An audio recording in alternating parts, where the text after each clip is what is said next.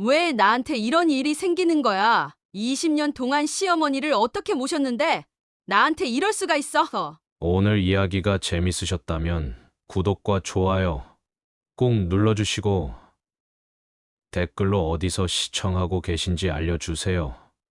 오늘 하루도 행복하시길 바라겠습니다. 용인의 전원주택촌, 이 조용한 동네에 80세 이정임 씨가 홀로 살고 계셨습니다. 평생을 함께한 남편이 심근경색으로 갑자기 세상을 떠난 지 벌써 석 달이 지났습니다. 창밖으로 내리는 봄비를 바라보며 이정임 씨는 깊은 한숨을 내쉬었습니다. 40년 동안 함께한 남편의 빈자리는 시간이 지나도 채워지지 않았습니다. 그나마 위안이 되는 것은 남편이 남긴 20억 원 상당의 재산이었습니다. 평생 알뜰하게 모은 돈과 용인의 전원주택, 그리고 약간의 주식이 고스란히 이정임 씨에게 상속되었습니다. 이정임 씨는 비록 관절염으로 불편함이 있었지만 스스로 생활하는 데는 큰 지장이 없었습니다. 조용하고 자존심이 강한 성격에 누구에게 의지하기보다는 혼자서 일을 해결하는 것을 좋아했습니다. 그녀는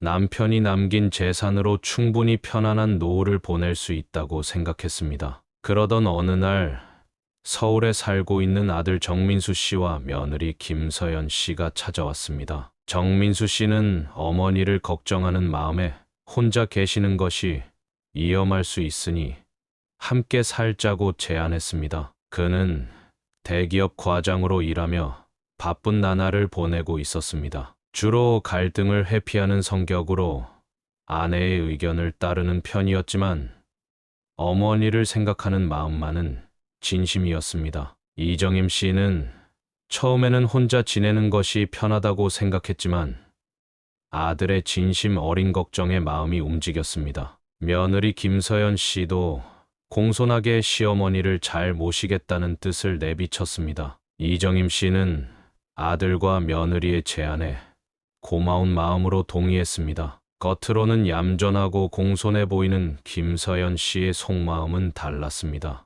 54세인 그녀는 남편이 외아들이라는 점, 시어머니가 상당한 재산을 가지고 있다는 점을 놓치지 않았습니다. 언젠가는 시어머니의 재산이 모두 자신들 것이 될 거라는 욕심이 그녀의 마음속에 자리 잡고 있었습니다. 하지만 그 마음을 꼭꼭 숨긴 채 김서연 씨는 시어머니에게 다정한 미소를 지어 보였습니다. 그렇게 한 달 후 정민수 씨 가족은 서울의 집을 정리하고 용인의 이정임 씨 집으로 이사를 왔습니다. 이정임 씨는 아들 가족과 함께 살게 되어 내심 기뻤습니다. 특히 28세의 손자 정우진 씨가 함께 온다는 사실에 마음이 설렜습니다. 정우진 씨는 직장 일로 바쁘지만 주말마다 할머니를 찾아와 이야기를 나누겠다고 했습니다. 이정임 씨는 손자의 밝은 미소에 위안을 얻었습니다. 그렇게 이정임 씨의 집에는 새로운 가족들이 함께 살게 되었고,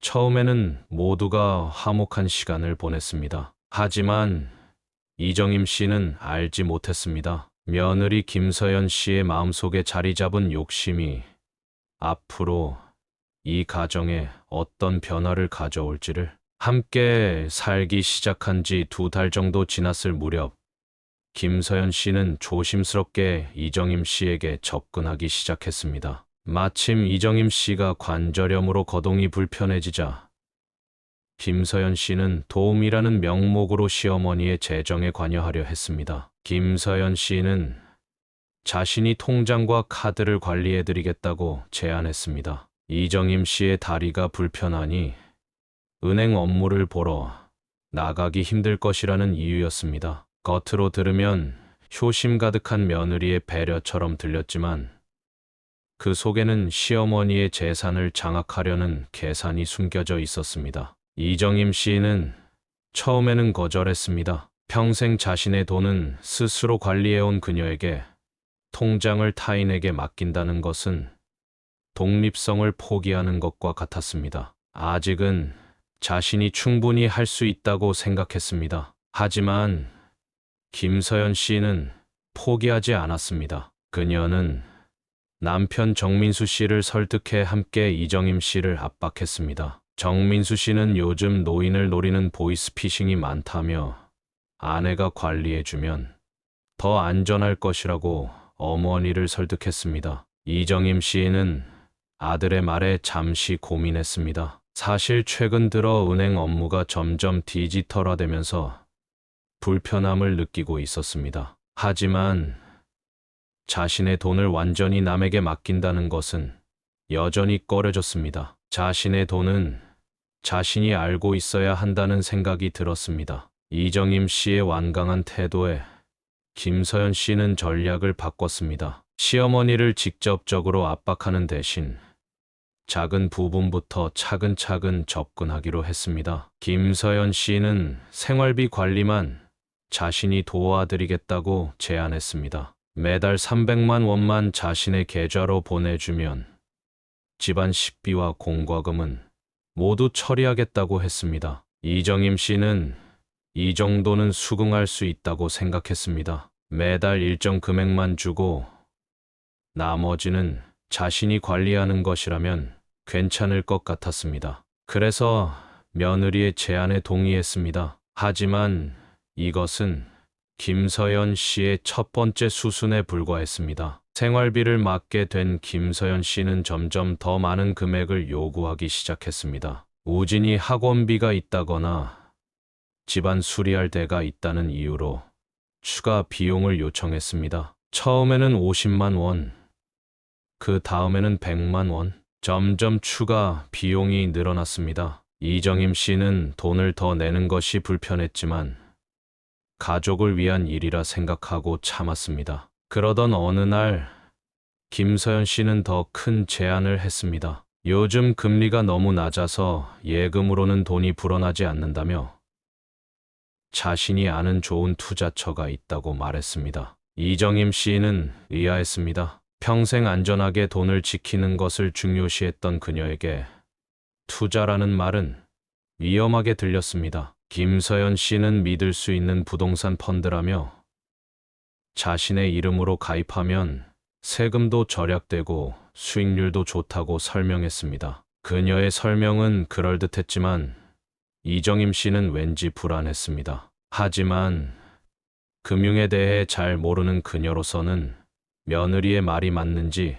판단하기 어려웠습니다. 결국 이정임 씨는 자신의 예금 중 일부인 3억 원을 김서연 씨에게 맡기기로 했습니다. 김서연 씨는 시어머니의 돈을 받아 투자한다며 자신의 계좌로 이체했습니다. 하지만 이정임 씨는 알지 못했습니다. 그 돈이 실제로 어디에 쓰이는지, 그리고 김서연 씨가 얼마나 더 많은 것을 원하는지를. 이정임 씨가 일부 재산을 김서연 씨에게 맡긴 후 집안 분위기는 서서히 변하기 시작했습니다. 김서연 씨는 더 이상 예전처럼 시어머니를 공손하게 대하지 않았습니다. 마치 자신이 이 집의 주인이 된 것처럼 행동했습니다. 아침 식사 시간, 이전에는 김서연 씨가 정성껏 차려놓던 밥상이 점점 허술해졌습니다. 이정임 씨의 밥그릇에는 반찬이 두세 가지뿐이었고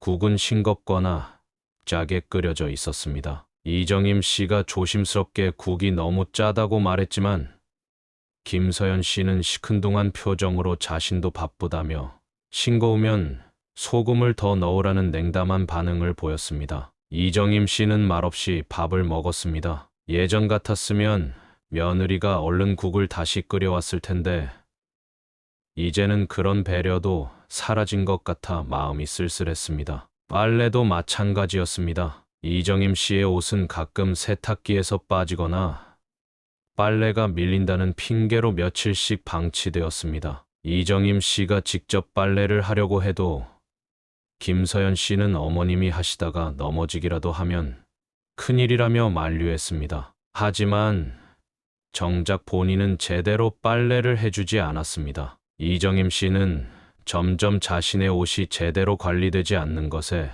서글픔을 느꼈습니다. 점점 이정임 씨는 집 안에서 소외감을 느꼈습니다. 가족들이 저녁에 모여 TV를 볼 때도 이정임 씨가 보고 싶은 프로그램은 무시되었습니다. 아들 정민수 씨도 어머니보다는 아내의 편을 들며 요즘 젊은 사람들이 보는 프로그램도 봐야 한다고 말했습니다. 이정임 씨는 자신의 의견이 존중받지 못하는 느낌에 깊은 상처를 받았습니다. 용돈도 점점 줄어들었습니다. 처음에는 매달 50만 원씩 손에 쥐어주던 용돈이 어느새 30만 원, 그리고 20만 원으로 줄었습니다. 김서연 씨는 경기가 안 좋아서 자신들도 조금 빠듯하다며 양해를 구했습니다. 하지만 정작 자신은 새 옷을 사 입거나 비싼 화장품을 구입하는데 돈을 아끼지 않았습니다. 이정임 씨는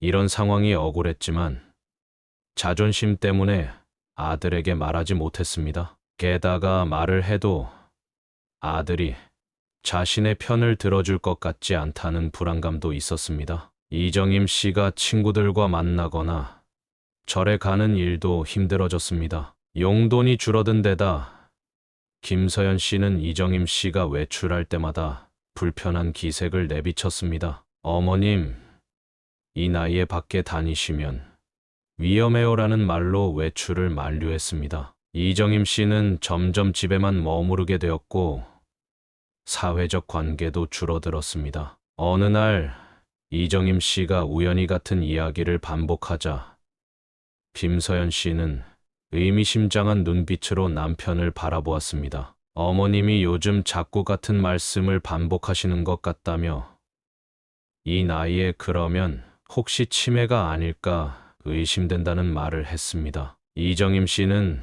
그 말에 가슴이 철렁 내려앉았습니다. 자신은 분명히 정신이 멀쩡한데 며느리가 자신을 치매 환자 취급하는 것이 너무 슬펐습니다. 이정임 씨가 억울함에 목소리를 높이자 김서연 씨는 오히려 그것을 증거로 삼아 감정 기복도 심하다며 더욱 걱정된다고 말했습니다. 정민수 씨는 어머니와 아내 사이에서 난처한 표정을 지었지만 결국 아내의 말에 따라 어머니에게 병원에 가보는 것이 어떻겠냐고 제안했습니다. 요즘 치매는 빨리 발견하면 치료가 된다는 말까지 덧붙였습니다. 이정임 씨는 아들마저 자신을 의심하는 것 같아 속상했습니다. 하지만 본인도 가끔은 기억력이 예전 같지 않다고 느끼는 순간이 있어 자신감이 없었습니다. 내가 정말 치매인가?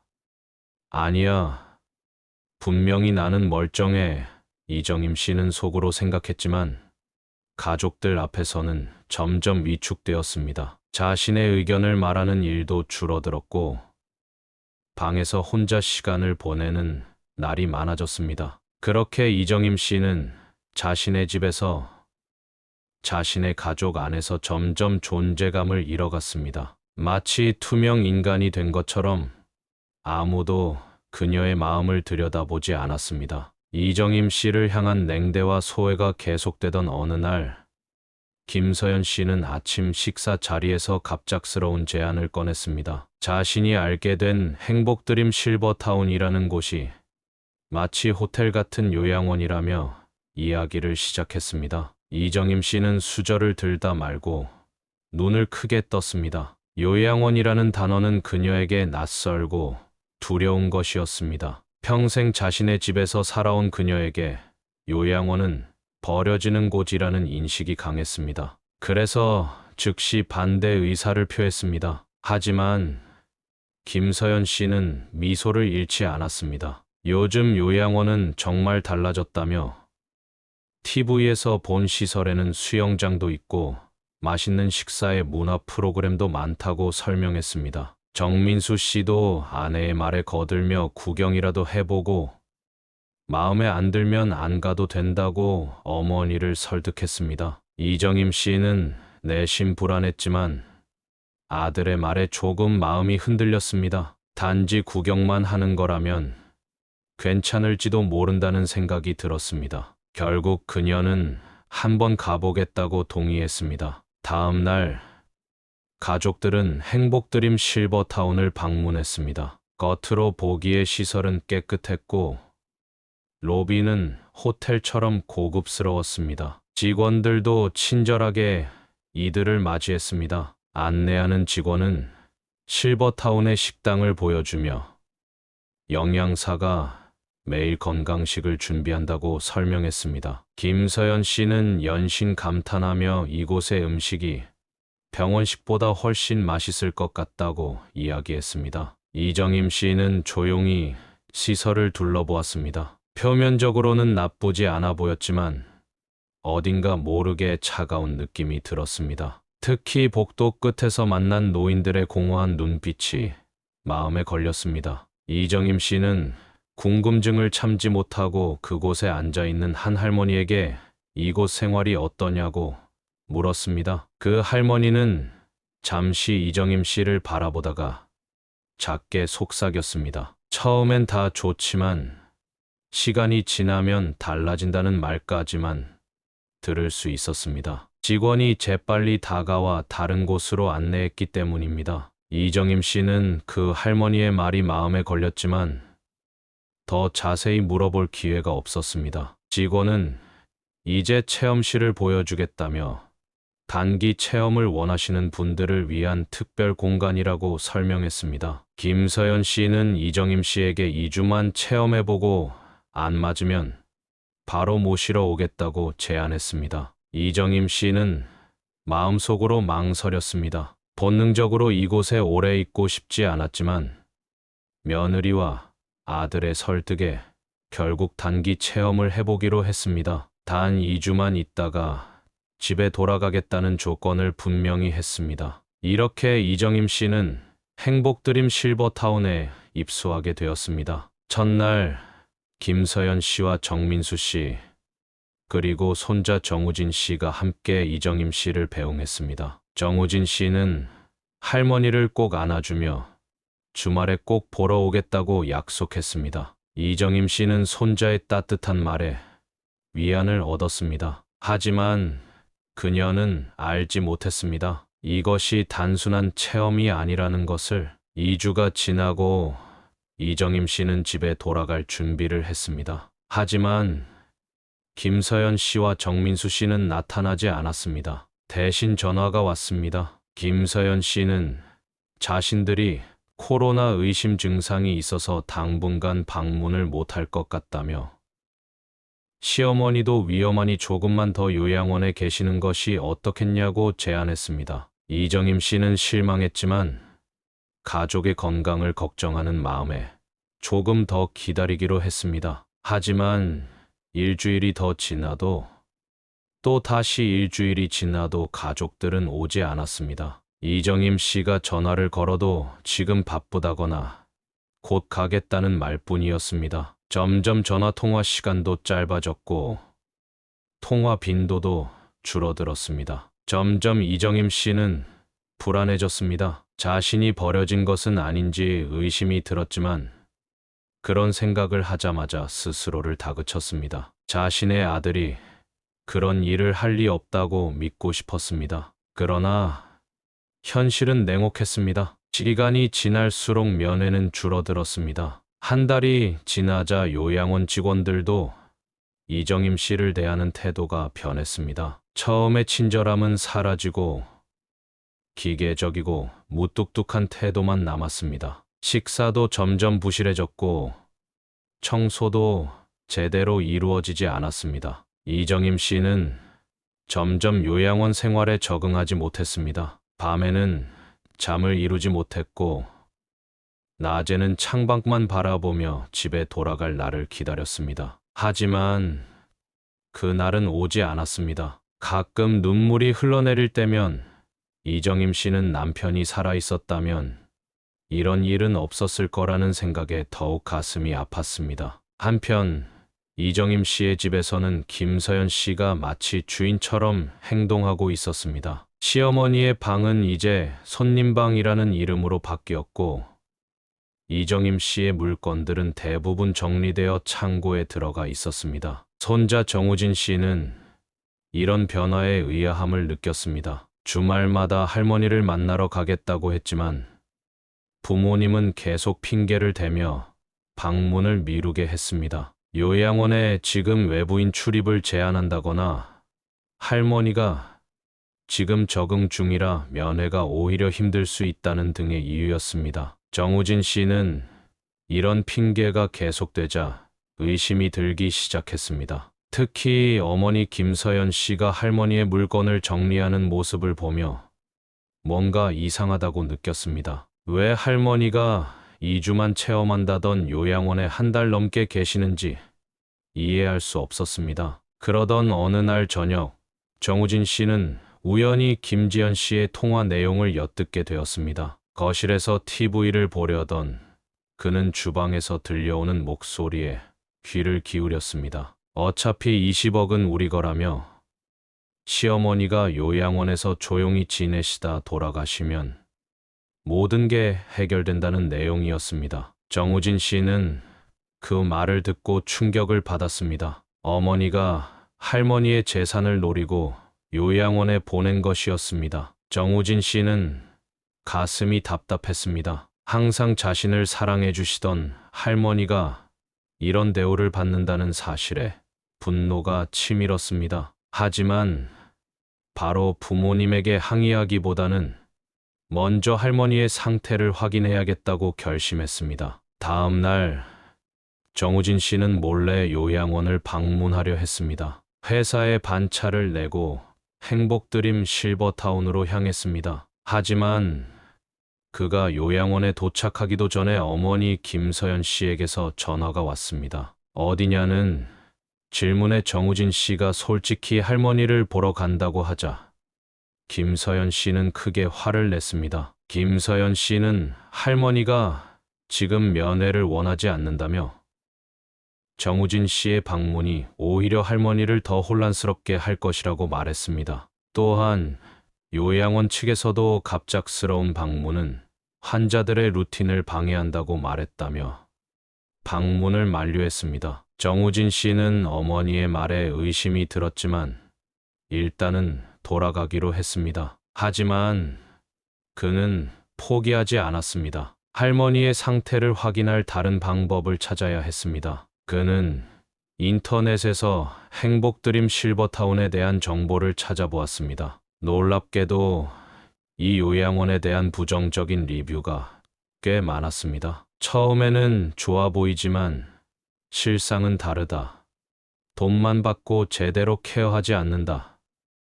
면회를 자꾸 제한한다 등의 댓글이 많았습니다. 정우진 씨는 더욱 불안해졌습니다. 할머니가 어떤 상황에 처해 있는지 알 수 없어 답답했습니다. 그는 직접적인 방문이 어렵다면 전화라도 해보자고 생각했습니다. 요양원에 전화를 걸어 할머니와 통화할 수 있는지 물었습니다. 요양원 직원은 처음에는 난색을 표했습니다. 이정임 씨가 지금 프로그램에 참여 중이라는 핑계였습니다. 하지만 정우진 씨가 가족이라고 강조하며 계속 요청하자 마지못해 이정임 씨를 전화로 연결해 주었습니다. 전화기 너머로 들려온 할머니의 목소리는 예전과 달리 기운이 없고 약해 보였습니다. 이정임 씨는 손자의 목소리를 듣자마자 눈물을 참지 못했습니다. 집에 돌아가고 싶다며 여기가 처음 본 것과 달리 너무 힘들다고 말했습니다. 식사도 제대로 나오지 않고 씻는 것도 힘들었다고 했습니다. 정우진 씨는 할머니의 말을 듣고 가슴이 아팠습니다. 빨리 할머니를 모셔와야겠다고 결심했습니다. 하지만 부모님, 특히 어머니를 어떻게 설득할지가 문제였습니다. 어머니가 할머니의 재산을 노리고 있다는 사실을 알게 된 지금 단순한 설득으로는 해결되지 않을 것 같았습니다. 그날 밤 정우진 씨는 깊은 고민에 빠졌습니다. 부모님에게 직접 말하기에는 너무 큰 갈등이 생길 것 같았고 혼자서 할머니를 모셔오기에는 현실적인 어려움이 있었습니다. 그는 아버지 정민수 씨를 따로 만나 상황을 설명하기로 결심했습니다. 아버지라면 할머니를 방치할 수 없을 것이라 믿었습니다. 요양원에서의 생활이 2달째 접어들면서 이정임 씨의 건강은 급격히 악화되었습니다. 제대로 된 영양 공급이 이루어지지 않았고 운동량도 줄었으며 무엇보다 정신적 스트레스가 그녀의 건강을 갉아먹고 있었습니다. 처음에는 깨끗하고 친절했던 요양원의 서비스도 점점 부실해졌습니다. 이정임 씨의 방은 청소가 제대로 되지 않았고 식사도 차갑거나 짜게 나왔습니다. 직원들은 바쁘다는 핑계로 이정임 씨의 요청을 무시하기 일쑤였습니다. 이정임 씨는 매일 창밖만 바라보며 집에 돌아갈 날을 기다렸지만 가족의 방문은 점점 줄어들었습니다. 아들 정민수 씨는 한 달에 한 번 정도 얼굴을 비추었지만 그마저도 짧은 시간 머물다 가곤 했습니다. 그러던 어느 날 밤 화장실에 가려던 이정임 씨는 어두운 방에서 발을 헛디뎌 크게 넘어졌습니다. 평소에도 관절염으로 불편했던 그녀는 이번 낙상으로 오른쪽 다리에 심한 통증을 느꼈습니다. 아픔에 신음하며 도움을 청했지만 야간 근무 직원은 그녀의 방을 쉽게 찾지 못했고 발견했을 때는 이미 이정임 씨가 30분 넘게 바닥에 누워있던 상태였습니다. 요양원 측은 응급처치 후 이정임 씨를 인근 병원으로 이송했습니다. 검사 결과 오른쪽 대퇴골 골절로 진단되었습니다. 의사는 이정임 씨의 나이를 고려할 때 수술이 필요하며 회복에도 상당 시간이 걸릴 것이라고 말했습니다. 요양원에서는 이 사실을 정민수 씨에게 알렸지만 정작 전화를 받은 것은 김서연 씨였습니다. 김서연 씨는 당장 병원에 가기는 어렵다며 요양원과 병원에서 잘 처리해달라는 말만 남기고 전화를 끊었습니다. 내심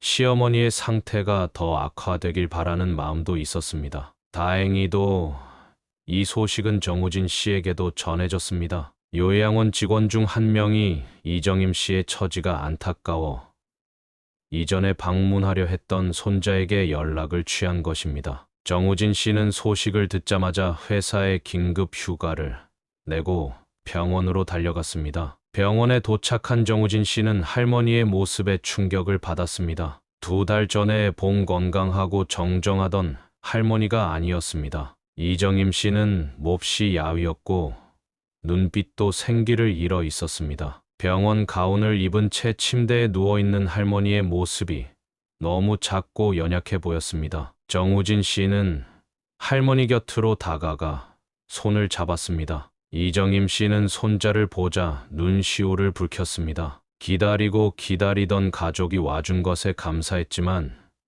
한편으로는 이런 모습을 보이게 된 것이 부끄러웠습니다. 정우진 씨는 할머니의 상태를 보고 크게 분노했습니다. 요양원 측의 관리 소홀을 강하게 질책했고 의사에게 할머니의 상태를 자세히 물었습니다. 의사는 골절 외에도 영양 상태가 좋지 않고 탈수 증상도 있다고 설명했습니다. 정우진 씨는 이 모든 것이 요양원의 부실한 관리 때문이라고 확신했습니다. 정우진 씨는 즉시 아버지 정민수 씨에게 전화를 걸었습니다. 할머니의 상태를 설명하며 빨리 병원에 와달라고 요청했습니다. 정민수 씨는 처음에 놀란 기색이었습니다. 아내로부터 별일 아니라는 말만 들었기 때문입니다. 정우진 씨의 강한 요청에 정민수 씨는 결국 병원으로 향했습니다. 그는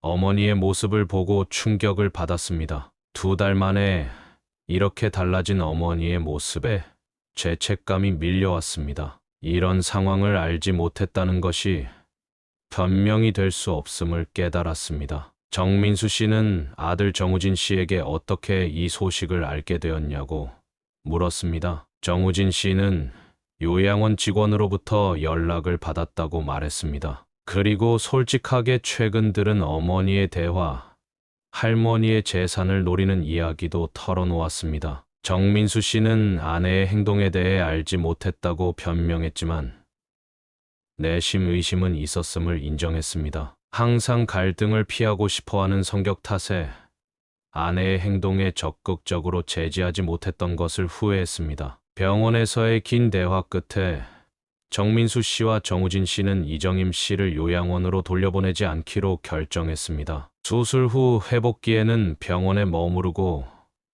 그 이후에는 집으로 모시고 가기로 했습니다. 정민수 씨는 아내 김서연 씨를 설득하겠다고 약속했습니다. 이정임 씨의 수술은 성공적으로 끝났지만 회복 기간이 예상보다 길어졌습니다. 고령인 그녀에게 고울절 수술은 큰 부담이었습니다. 정우진 씨는 할머니가 입원해 있는 동안 거의 매일 병원을 찾았고, 정민수 씨도 틈나는 대로 어머니를 방문했습니다. 하지만 김서연 씨는 단 한 번도 병원에 나타나지 않았습니다. 병원에서 이정임 씨를 돌보던 정우진 씨는 할머니의 상태가 요양원에서 얼마나 악화되었는지 의료진으로부터 자세히 들었습니다. 영양 불균형, 근육량 감소, 탈수 증상 등 전반적인 건강 상태가 크게 나빠져 있었습니다. 의사는 이런 상태가 단순한 노화 현상이 아니라 적절한 돌봄이 부족했기 때문이라고 진단했습니다. 정우진 씨는 더 자세한 정보를 얻기 위해 요양원을 다시 방문했습니다. 이번에는 할머니를 담당했던 간호사와 직접 이야기하기 위해서였습니다. 처음에 간호사는 조심스러워했지만 정우진 씨의 진지한 태도에 조금씩 마음을 열었습니다. 간호사는 충격적인 사실을 털어놓았습니다. 이정임 씨의 가족, 특히 며느리가 요양원 측에 특별히 요청했다는 것입니다. 면회를 최소화하고 외출을 제한하며 이정임 씨가 요양원을 나가려는 시도를 막아달라는 요청이었습니다. 심지어 이정임 씨가 집에 전화하려 할 때도 말리라는 지시까지 있었다고 했습니다. 정우진 씨는 더 충격적인 사실도 알게 되었습니다. 요양원 비용이 제대로 지불되지 않았고, 그로 인해 이정임 씨에 대한 서비스가 점점 줄어들고 있었다는 것입니다. 김서연 씨는 처음 2달만 비용을 제대로 냈고, 그 이후에는 계속 지연되거나 일부만 지불했다고 했습니다. 이 모든 내용을 정리한 정우진 씨는 아버지에게 사실을 알렸습니다. 정민수 씨는 처음에는 믿지 않으려 했지만 증거가 너무 명백했습니다. 요양원의 기록, 결제 내역, 심지어 김서연 씨가 요양원 측에 보낸 메시지까지 모든 것이 아내의 의도를 보여주고 있었습니다. 정민수 씨는 크게 실망했습니다. 자신이 얼마나 무심했는지, 어머니를 방치했는지 깨달았습니다. 아내를 믿고 모든 것을 맡긴 채 정작 자신의 어머니는 돌보지 않았던 것입니다. 그는 깊은 죄책감에 빠졌습니다. 한편 이정임 씨의 상태가 조금씩 호전되면서 그녀도 자신이 처한 상황을 더 명확히 이해하게 되었습니다. 손자 정우진 씨의 도움으로 요양원에서 겪은 일들을 정리하고 자신의 재산이 어떻게 관리되고 있는지 알아보기 시작했습니다. 이정임 씨는 김서연 씨에게 맡긴 3억 원이 어디에 쓰였는지 물었습니다. 정민수 씨는 아내에게 이 문제를 물었지만 김서연 씨는 명확한 답변을 회피했습니다. 은행 거래 내역을 확인해 보니 그 돈은 부동산 펀드가 아닌 김서연 씨 개인 계좌로 들어가 있었고 상당 부분이 이미 사용된 상태였습니다. 모든 진실이 드러나자 정민수 씨는 아내 김서연 씨와 심각한 대화를 나누기로 했습니다. 그는 더 이상 갈등을 회피하지 않고 자신의 어머니를 위해 단호하게 결정을 내릴 때가 왔다고 생각했습니다. 그날 저녁, 정민수 씨는 병원에서 돌아와 김서연 씨에게 모든 것을 알고 있다고 말했습니다. 어머니의 재산을 노린 계획, 요양원에 방치한 일, 그리고 돈을 개인적으로 사용한 것까지 모두 알게 되었다고 했습니다. 김서연 씨는 처음에는 부인했습니다. 하지만 증거가 너무 명백했고 결국 그녀는 자신의 행동을 변명하기 시작했습니다. 자신이 없었다면 이정임 씨를 누가 돌봤겠냐며 오히려 자신이 피해자인 것처럼 말했습니다. 시어머니가 골절로 넘어진 것도 자신의 잘못이 아니라 요양원의 책임이라고 주장했습니다. 정민수 씨가 요양원 측의 증언을 전하자 김서연 씨는 태도를 바꿨습니다. 이제는 자신의 행동을 정당화하려 했습니다. 시어머니의 재산이 결국 가족의 것이 될 텐데 왜 그렇게 화를 내느냐고 반문했습니다. 어차피 시어머니는 나이가 많으니 오래 살지 못할 것이고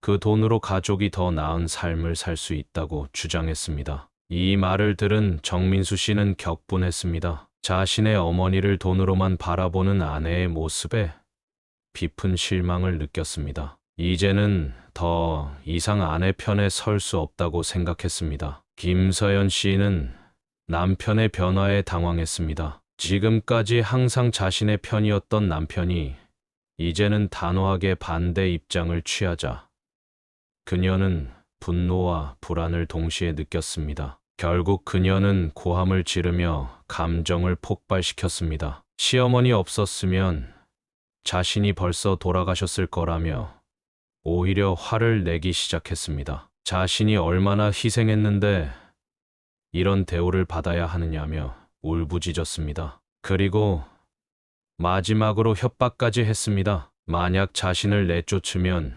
이혼하고 위자료를 청구하겠다고 말입니다. 병원 생활이 한 달쯤 지났을 무렵 이정임 씨의 건강 상태는 서서히 회복되기 시작했습니다. 비록 걷기는 힘들었지만 휠체어를 타고 병원 정원을 산책할 정도로 호전되었습니다. 무엇보다 정신적으로 큰 안정을 찾았습니다. 손자 정우진 씨가 거의 매일 병원을 찾아 할머니와 시간을 보냈고 아들 정민수 씨도 이전과 달리 자주 병문안을 왔기 때문입니다. 정우진 씨는 할머니의 병실에 꽃을 들고 와서 작은 화분을 놓아두기도 하고 맛있는 음식을 가져와 할머니의 입맛을 돋우기도 했습니다. 이정임 씨는 이런 손자의 따뜻한 배려에 마음이 녹아내렸습니다. 가장 힘든 시간에 자신을 찾아준 것은 바로 이 손자였다는 사실이 무척 고마웠습니다. 한편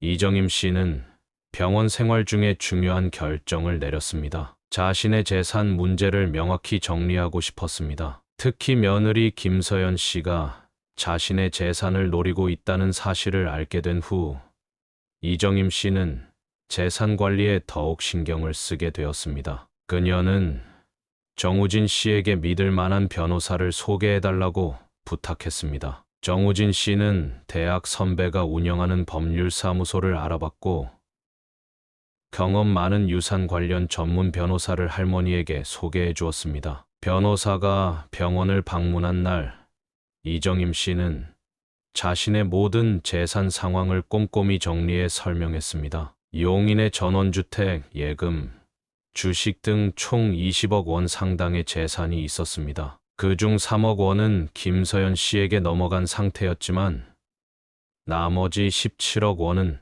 아직 이정임 씨 명의로 되어 있었습니다. 이정임 씨는 변호사와 상담 후 유언장을 작성하기로 결정했습니다. 그녀의 결정은 단호했습니다. 자신의 모든 재산을 손자 정우진 씨에게 상속하겠다는 것이었습니다. 그리고 김서연 씨에게 이미 넘어간 3억 원은 그대로 두기로 했습니다. 변호사는 이정임 씨의 정신 상태가 맑고 판단력이 있음을 확인하기 위해 의사의 소견서도 함께 준비했습니다. 이는 나중에 유언장의 유효성을 다툴 가능성에 대비한 조치였습니다. 또한 공증인과 병원 직원들을 증인으로 세워 법적으로 흠결 없는 유언장을 작성했습니다. 유언장 작성이 끝난 날 이정임 씨는 깊은 안도감을 느꼈습니다. 자신의 재산이 욕심 많은 며느리가 아닌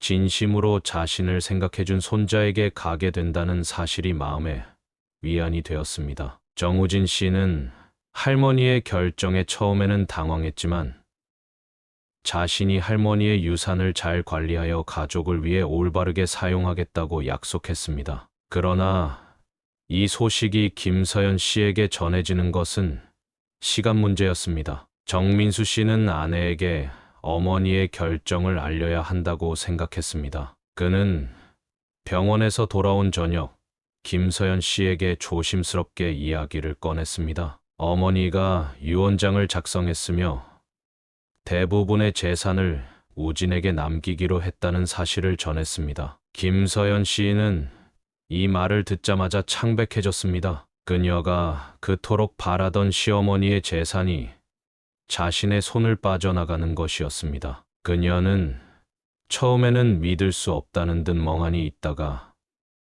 이내 격렬하게 분노하기 시작했습니다. 김서연 씨는 남편과 시어머니를 향해 소리를 질렀습니다. 자신이 얼마나 희생했는데 이런 배신을 당하느냐며 울부짖었습니다. 심지어 유언장이 무효라며 법적으로 다투겠다고 협박했습니다. 시어머니가 정신이 온전하지 못한 상태에서 작성한 것이라고 주장했습니다. 정민수 씨는 아내의 폭발적인 반응에 당황했지만 이번만큼은 단호했습니다. 어머니의 정신 상태는 의사가 확인했으며 유언장은 법적으로 완벽하게 작성되었다고 설명했습니다. 더 이상 어머니의 재산을 탐내지 말라고 강하게 말했습니다. 김서연 씨는 남편의 단호한 태도에 더욱 분노했습니다. 결국 그녀는 집 안의 물건들을 던지며 감정을 폭발시켰습니다. 이제까지 자신이 참아왔던 모든 불만을 쏟아내듯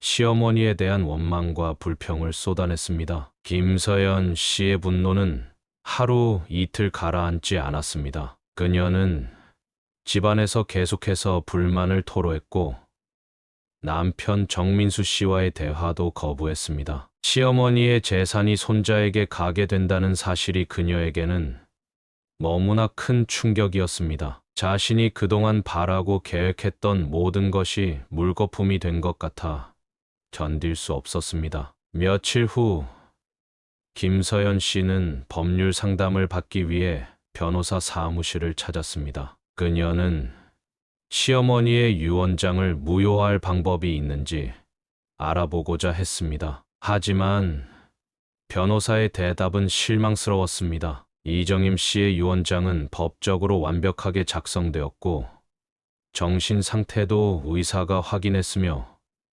공증인과 증인들도 있어 뒤집기 어렵다는 것이었습니다. 변호사 사무실에서 나온 김서연 씨는 더욱 화가 났습니다. 그녀는 차에 올라타 거칠게 시동을 걸었습니다. 머릿속은 복잡했고 마음은 분노로 가득 차 있었습니다. 그녀는 빠른 속도로 차를 몰았습니다. 평소보다 과속을 하고 있다는 것도 인식하지 못한 채 오직 자신의 분노에만 집중하고 있었습니다. 왜 나한테 이런 일이 생기는 거야? 20년 동안 시어머니를 어떻게 모셨는데 나한테 이럴 수가 있어? 김서연 씨는 혼잣말을 하며 운전대를 꽉 쥐었습니다. 그때 갑자기 앞에서 차 한 대가 급정거했습니다. 김서연 씨는 놀라 브레이크를 밟았지만 속도가 너무 빨랐고 거리가 너무 가까웠습니다. 결국 그녀의 차는 앞차를 들이받고 말았습니다. 충돌 순간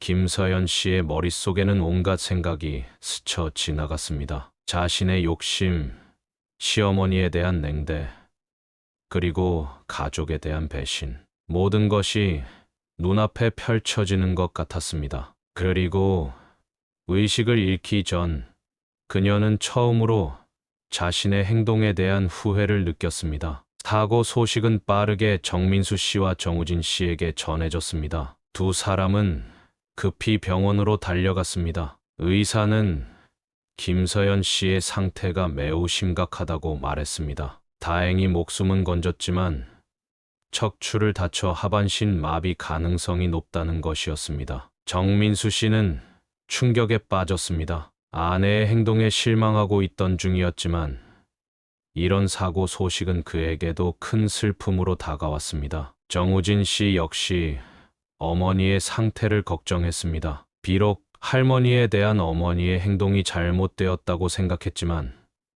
어머니가 이런 벌을 받아야 한다고 생각하진 않았습니다. 수술 후 김서연 씨는 의식을 되찾았지만 의사의 우려대로 하반신이 마비되었습니다. 재활 치료를 통해 일부 기능을 회복할 가능성은 있지만 완전한 회복은 어려울 것이라는 진단이었습니다. 김서연 시인은 이 사실을 받아들이기 힘들었습니다. 그녀는 병상에 누운 채 눈물을 흘리며 자신의 처지를 한탄했습니다. 왜 나한테 이런 일이, 내가 뭘 그렇게 잘못했다고.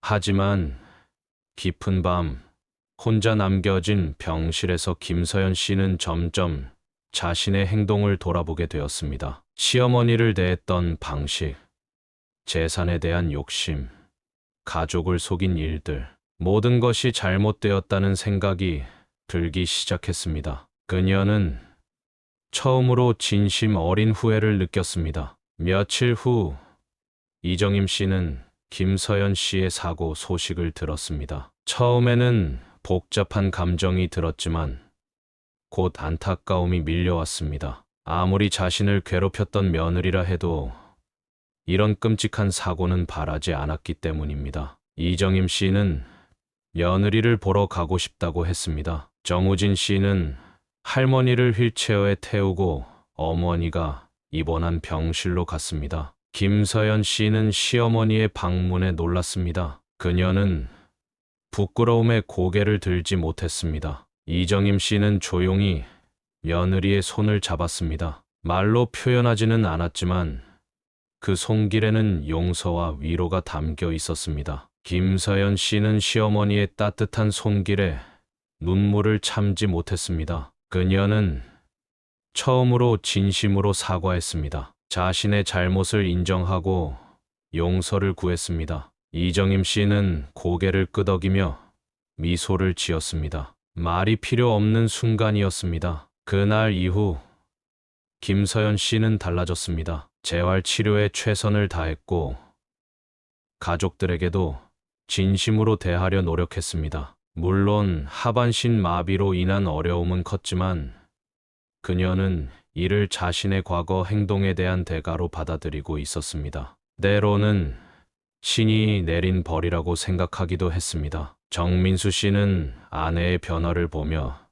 복잡한 감정을 느꼈습니다. 한편으로는 아내가 자신의 잘못을 깨달은 것이 다행이었지만 다른 한편으로는 이런 끔찍한 사고를 통해 깨달음을 얻어야 했다는 사실이 안타까웠습니다. 그는 여전히 아내를 사랑했고 재활 과정에서 최대한 돕기로 결심했습니다. 이정임 씨는 김서연 씨의 상태를 걱정하며 자주 병문안을 갔습니다. 두 사람 사이에는 이전과는 다른 관계가 형성되기 시작했습니다. 김서연 씨는 더 이상 시어머니를 재산의 소유자로만 바라보지 않았고 이정임 씨는 며느리의 진심 어린 변화를 받아들였습니다. 그렇게 몇 개월이 지났습니다. 김서연 씨는 여전히 휠체어에 의존하고 있었지만 재활 치료로 일부 기능은 회복된 상태였습니다. 그녀는 이제 자신의 모습을 받아들이고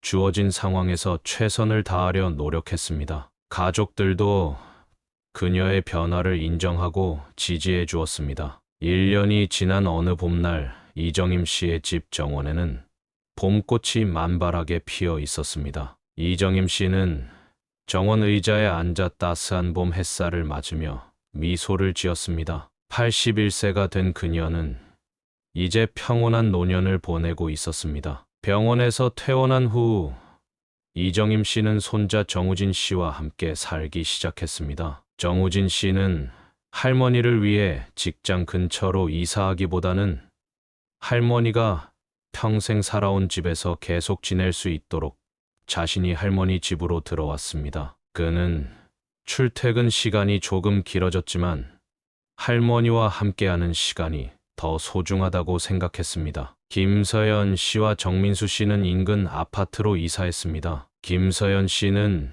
여전히 휠체어 생활을 하고 있었지만 상당 부분 독립적인 생활이 가능할 정도로 재활에 성공했습니다. 그녀는 매주 한두 번씩 시어머니를 방문했고 진심으로 관계를 회복하려 노력했습니다. 사고 이후 김서연 씨는 많이 달라졌습니다. 더 이상 재산에 연연하지 않았고 삶의 진정한 가치가 무엇인지 깨달은 듯했습니다. 그녀는 비슷한 장애를 가진 사람들을 위한 자조 모임에 참여하며 자신의 경험을 나누고 다른 이들을 돕는 일에 보람을 느끼고 있었습니다. 정민수 씨도 변했습니다. 이전에는 갈등을 회피하기 위해 침묵하던 그였지만 이제는 자신의 의견을 분명히 표현하고 가족 간의 소통을 중요시했습니다. 어머니에게도 더 자주 찾아가 대화를 나누고 함께 시간을 보내려고 노력했습니다. 특히 정우진 씨는 할머니의 든든한 지원군이 되었습니다. 그는 직장 일로 바쁜 와중에도 할머니를 위한 시간을 항상 만들었습니다. 주말이면 함께 산책을 하거나 이정임 씨가 좋아하는 음식을 직접 요리해 드리기도 했습니다. 또한 할머니의 재산 관리도 투명하게 도왔습니다. 이정임 씨의 생활비는 충분히 사용하도록 하고 나머지는 안전하게 보관하며 모든 내역을 할머니에게 정기적으로 보고했습니다. 이정임 씨는 손자와 함께 지내는 시간이 너무 행복했습니다. 오랜만에 찾아온 평온함과 안정감에 감사했습니다. 그녀는 이제 자신의 재산 걱정 없이 오직 남은 삶을 즐기는데 집중할 수 있었습니다. 어느 날 정우진 씨는 할머니에게 깜짝 선물을 준비했습니다. 이정임 씨가 젊었을 때 즐겨 다니던 강원도 바닷가 여행이었습니다. 이정임 씨는 오랜만에 떠나는 여행에 설레는 마음으로 준비했습니다. 손자는 할머니의 짐을 모두 챙겨주며 내일 아침 일찍 출발하자고 말했습니다. 이정임 씨는 손자의 세심한 배려에 감동했습니다. 젊은 나이에 할머니를 위해 이렇게 헌신하는 손자가 자랑스러웠습니다. 여행은 무척 즐거웠습니다. 바다를 보며 이정임 씨는 남편과 함께했던 추억을 떠올렸습니다. 그리고 지금 이 순간 손자와 함께하는 새로운 추억도 소중하게 간직하고 있었습니다. 할머니는 너무 행복하다며 눈물을 글썽였고 정우진 씨는 할머니의 손을 꼭 잡아주었습니다. 여행에서 돌아온 후 이정임 씨는 가족들을 집으로 초대했습니다. 아들 정민수 씨, 며느리 김서연 씨, 그리고 손자 정우진 씨가 함께 모였습니다. 이정임 씨는 오랜만에 맛있는 음식을 준비했고 가족들은 오랜만에 화목한 시간을 보냈습니다. 식사를 마친 후 이정임 씨는 가족들에게 이야기를 꺼냈습니다. 우리 가족이 다시 이렇게 화목하게 지내다니 감격스럽다는 말을 했습니다. 김서연 씨는 부끄러운 마음에 고개를 숙였습니다. 그녀는 여전히 과거의 행동에 죄책감을 느꼈습니다. 이정임 씨는 며느리의 마음을 알아차리고 따뜻한 눈빛으로 바라보았습니다. 모든 건 다 지나간 일이니 이제 앞으로만 보자고 말했습니다. 이정임 씨의 너그러운 말에 김서연 씨는 눈물을 흘렸습니다. 그녀는 진심으로 시어머니에게 감사함을 표했습니다. 정민수 씨와 정우진 씨도 이 광경을 보며 감동했습니다. 가족의 상처가 치유되고 새로운 관계가 형성되는 순간이었습니다. 그날 밤 가족들이 모두 돌아간 후 이정임 씨는 정원에 나와 밤하늘의 별을 바라보았습니다. 가슴 깊은 곳에서 평온함이 느껴졌습니다. 그녀는 남편이 있는 하늘을 바라보며 마음속으로 말했습니다. 여보, 이렇게 모든 게 잘 풀릴 줄 몰랐어요. 하늘이 도와주셨나 봐요. 수많은 시련을 겪었지만 결국 가족은 더 강한 유대로 하나가 되었습니다. 욕심과 오해가 만들어낸 갈등은 이제 과거의 일이 되었고 용서와 이해가 그 자리를 채웠습니다. 몇 달 후 이정임 씨는 손자 정우진 씨의 결혼식에 참석했습니다. 휠체어를 탄 김서연 씨도 함께였습니다. 결혼식이 끝난 후 신랑 신부가 양가 어른들에게 인사를 드릴 때 정우진 씨는 할머니 이정임 씨에게 특별히 깊은 감사의 인사를 전했습니다. 할머니, 제가 이렇게 바른 사람이 될 수 있었던 것은 할머니의 가르침과 사랑 덕분입니다. 앞으로도 할머니처럼 정직하고 따뜻한 마음으로 살겠습니다. 이정임 씨는 감격의 눈물을 흘렸습니다. 손자의 행복한 모습을 보는 것이 그녀에게는 가장 큰 기쁨이었습니다. 세월은 흘러 이정임 씨는 85세가 되었습니다. 그녀는 여전히 손자 정우진 씨와 함께 살고 있었습니다. 이제는 정우진 씨의 아내와 갓 태어난 아기도 함께였습니다. 4대가 함께 모여 사는 모습은 이정임 씨에게 더할 나위 없는 행복이었습니다. 하루는 정원에서 손자 손녀가 아기와 놀아주는 모습을 바라보던 이정임 씨는 문득 과거를 돌아보게 되었습니다. 모든 시련과 어려움은 결국 이 행복한 순간을 위한 준비였던 것 같았습니다. 그녀는 미소를 지으며 조용히 속삭였습니다. 하늘은 다 알고 있었어요. 모든 것이 제자리를 찾아가게 되어 있었어요. 그리고 그녀의 남은 삶은 따스한 가족의 사랑 속에서 평온하게 이어졌습니다. 재산에 대한 갈등, 가족 간의 불화는 모두 과거의 일이 되었고, 이제 그녀의 삶에는 오직 사랑과 감사함만이 남아 있었습니다. 모든 일에는 이유가 있다는 것, 그리고 결국 진실한 마음은 통한다는 것을 이정임 씨는 삶을 통해 깨달았습니다. 오늘 이야기가 재밌으셨다면 구독과 좋아요 꼭 눌러주시고 댓글로 어디서 시청하고 계신지 알려주세요. 오늘 하루도 행복하시길 바라겠습니다.